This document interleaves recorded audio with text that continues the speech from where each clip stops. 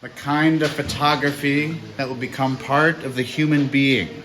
Press a button and have the picture.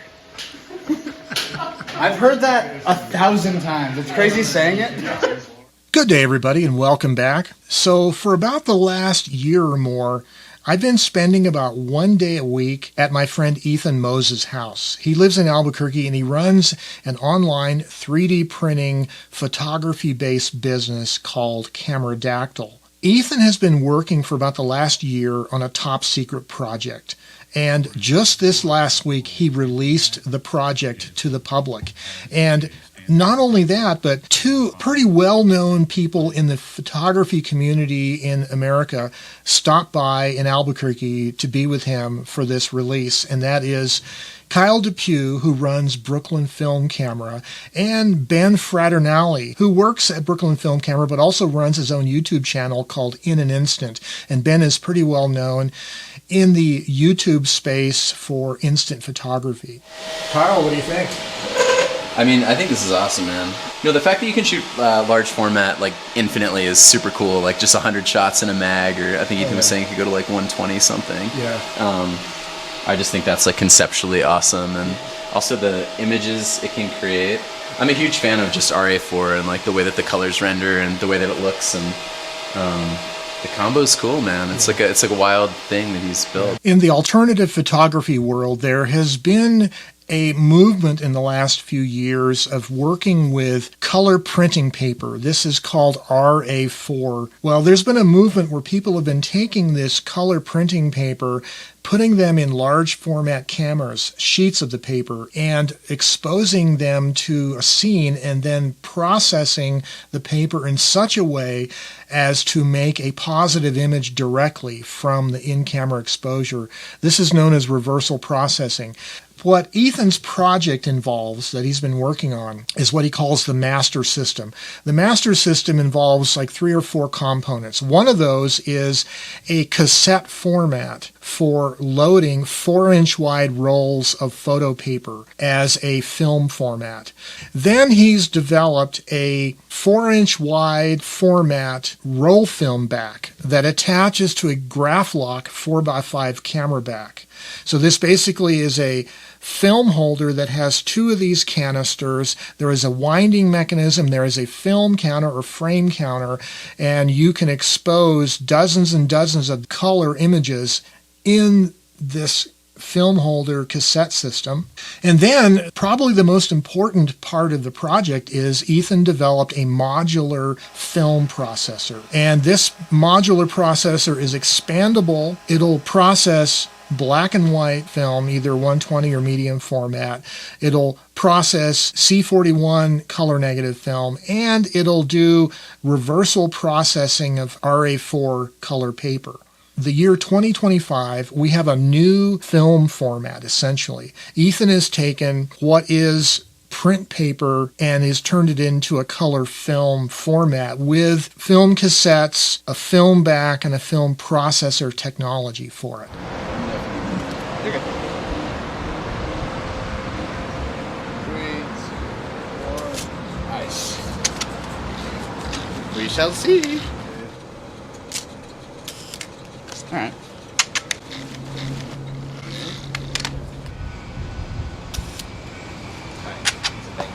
Banger.com /HTML.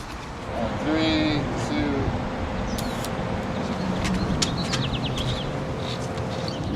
Oh, yeah. Closer. All right. And 3, 2. Nice. Beautiful. So what is your feeling about this processor, this whole thing? You know? So my hope was that this is what Ethan was going to have me come out here to take a look at, because Ethan's use of RA4 reversal to make images like this is so relates to my heart of like the Polaroid of it all. Right. And how much it feels like sort of shooting a Polaroid when you're producing something that's a positive that you can look at so quickly after shooting it. And so, you know, it all started with the 20x24 process that I shot with Ethan with. That was like when I met Ethan. Right. And to see 3 years later the circle You know, Yeah. we're finally at like the final form, I feel like, of what Oh, yeah. he wanted to do with this. Oh yeah. And it's like abundantly obvious how unbelievably cool this whole thing is. Oh, yeah. So I feel like ecstatic about this. Oh wow. It's a beautiful Very cactus, cool. though. It's Very cool. The RA4, like, the texture kind of disguises a lot of the camera shake, I think. yeah. That would have been definitely Yes. there at 1/5. It's such an impressive process, and the thing that Ethan's trying to sort of retroactively do by having given himself 15 months of R&D, it's like the way he has to work backwards through that now is really an interesting challenge. Tell me what it means to you right now to have the release of your product and having your friends here from back east.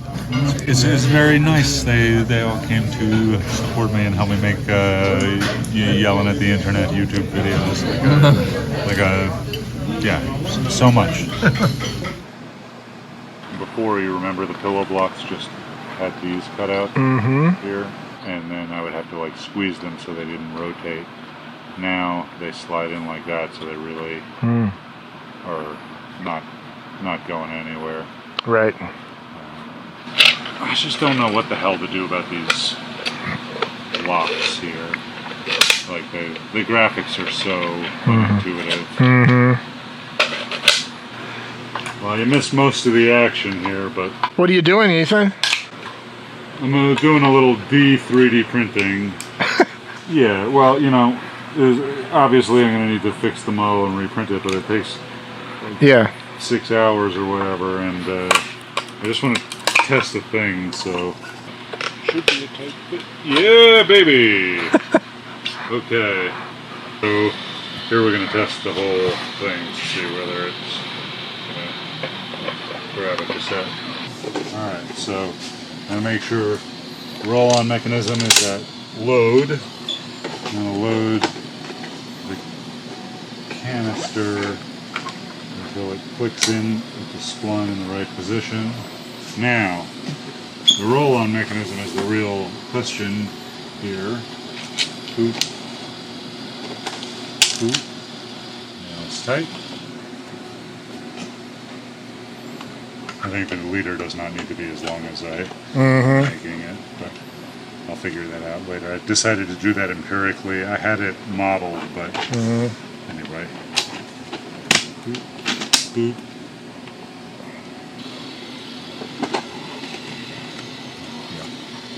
All right. It's captive. Awesome. Okay. So it fed it finally. I really want to make a show of all of these beat up test strips. Poor Joes and Gersons and McGoulds. Poor Ethans. But you know, it beats McDonald's and Burger King for sure.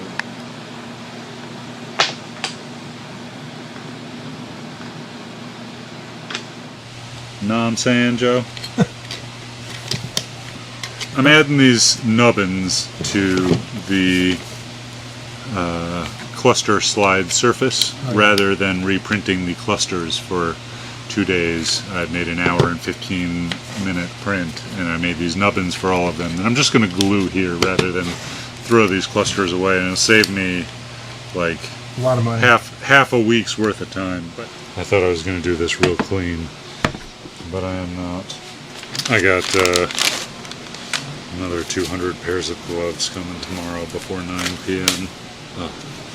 It's a clever, but it is a poor design. Ultimately, it's like way lower grade engineering than the rest of the processor. One! Ha ha ha!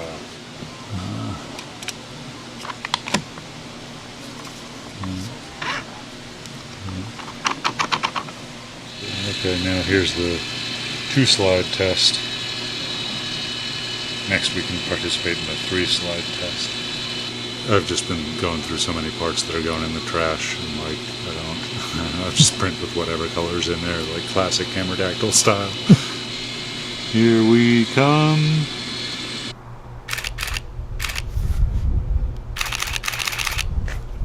Today is like a great day for Infinite Joes, huh?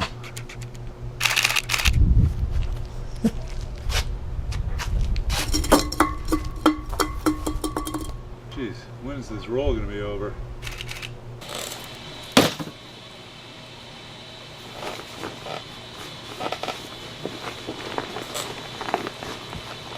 Okay. Now, we'll see how good I did about getting the film in one plane without a notch. I did make a Sharpie mark, but I can't feel that in the dark. That's what I did, so I can kind of see if I can scratch the leader a little and get it nice and straight, right? And that's where the film is spooled internally, and I can feel there's some tension. Okay. Ready to feed into the processor.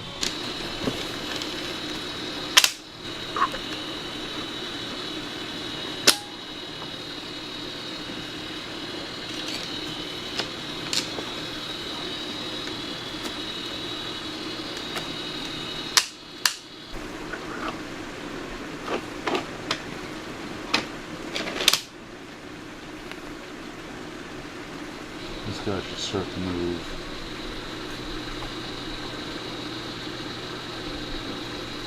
There we go.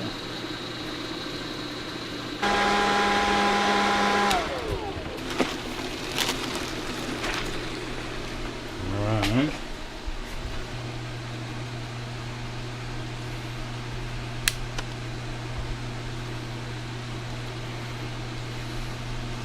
Well, what do you think, Ethan? Well, there's no scratching that will print, right? There's no like actual scratches. There is, the standard diffraction shit that you see. I'm looking to see if there's any like tiny roller marks. I cannot see. I also am seeing a little bit of this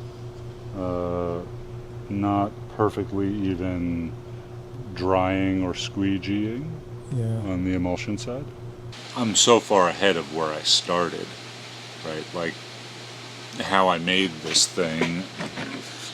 There are some like even on this thing, right? Like these springs, as it turns out, on like large things like this little leaf spring, PEG is great, or these leaf springs on the back. But like here, it's past its modulus of that elasticity really quick. Didn't work out, but like later on, I figured out about how to make some pivoting lockouts, and actually I have some other springs that might update those, but like the point is I wouldn't even design this like I designed this after I designed this thing, right? But now, this was what, 3-4 months ago, going through the processor, how I make roller systems is totally different, right? I spent 3 or 4 months just figuring out rollers, so like the way this bridge and roller system work is, I got electrical tape in here. I hadn't figured out some manufacturing things.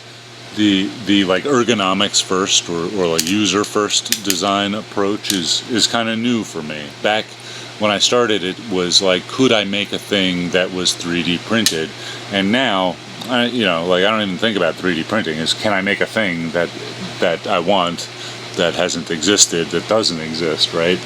This one was built around naked spools to be loaded in the dark, but the new one is built around these roll paper cassettes that are the loading cassettes for film into the processor, but they're also, like a 35mm film can, kind of like a classic Leica or Nikon can with a little extra. There's a lock somewhere here. Oh, here we go. All right. So yeah, it's kind of like a big beefy Nikon 300 or 250 exposure motor drive cassette take, an old original Leica cassette. Anyway, you push this down and open it. Got this spline tool. The dryer slides are not in place, so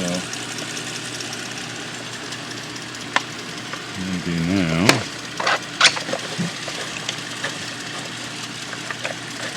There we go. Yeah, okay. Snake your way through. I didn't do such a bad job for cutting it with a knife, but I will do a better job with the scissors. Real quick, and then we can dry it. Yeah. We are cooking. Crawfish pie.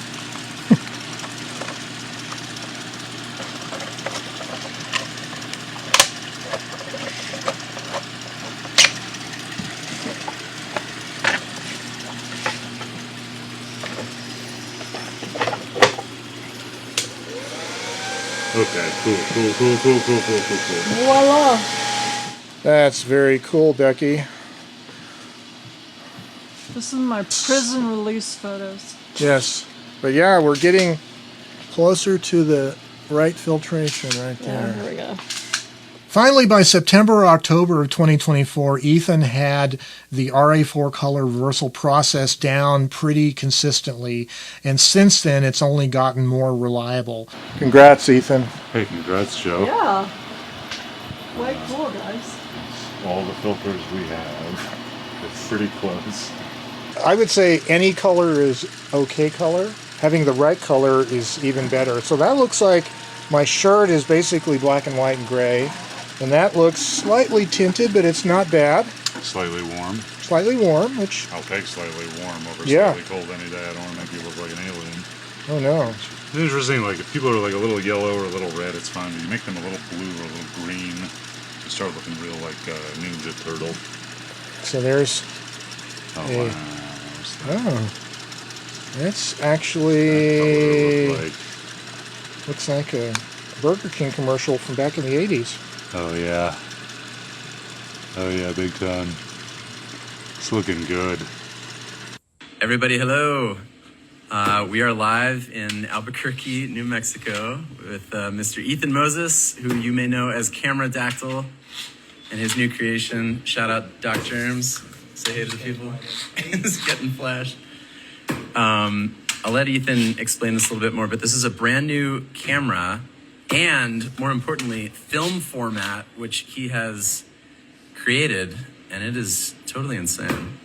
This is, to summarize it, a 4x5 camera system with a back that allows continuous shooting on RA4 paper.